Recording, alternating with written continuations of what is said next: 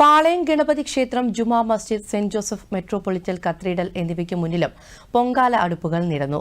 പൊങ്കാല അർപ്പിക്കാനെത്തിയ ഭക്തർക്ക് എല്ലാവിധ സൗകര്യങ്ങളും ഒരുക്കിയിട്ടുണ്ടെന്ന് പാളയം സെന്റ് ജോസഫ് മെട്രോപൊളിറ്റൻ കത്തീഡ്രൽ വികാരി ഫാദർ വിൽഫ്രഡ് പറഞ്ഞു.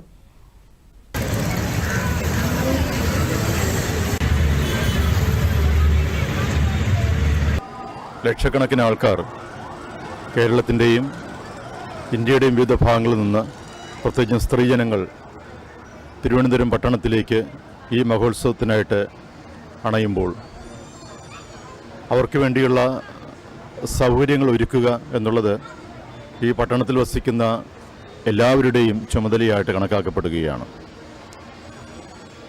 അതിൻ്റെ ഭാഗമായിട്ട് തിരുവനന്തപുരം പട്ടണത്തിൻ്റെ ക്രൈസ്തവ മുഖമായിട്ടുള്ള പാളയം സെന്റ് ജോസഫ് കത്തീഡ്രൽ ഇടവക അതിൻ്റെ ധർമ്മവും നിർവഹിക്കുകയാണ്.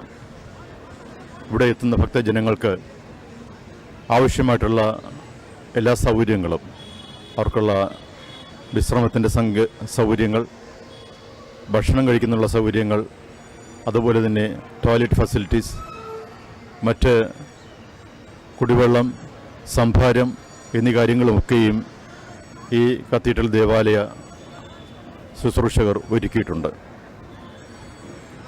ഇവിടെ എത്തുന്ന ഓരോരുത്തരെയും അവരുടെ ഈ പുണ്യദിനത്തിൻ്റെ നന്മ ആചരിക്കുന്നതിൽ സഹായിക്കുക എന്നുള്ള ഒരു കടമ കൂടിയാണ് നമ്മൾ നിർവഹിച്ചുകൊണ്ടിരിക്കുക. അതിനാൽ തന്നെ ഈ വലിയ ദിനത്തിൻ്റെ എല്ലാവിധ ഭാവുകങ്ങളും എല്ലാവർക്കും നേരുന്നു. അതോടൊപ്പം ഈശ്വരൻ്റെ വലിയ അനുഗ്രഹം ഈ പട്ടണത്തിലേക്ക് സമൃദ്ധമായിട്ടുണ്ടാകട്ടെ.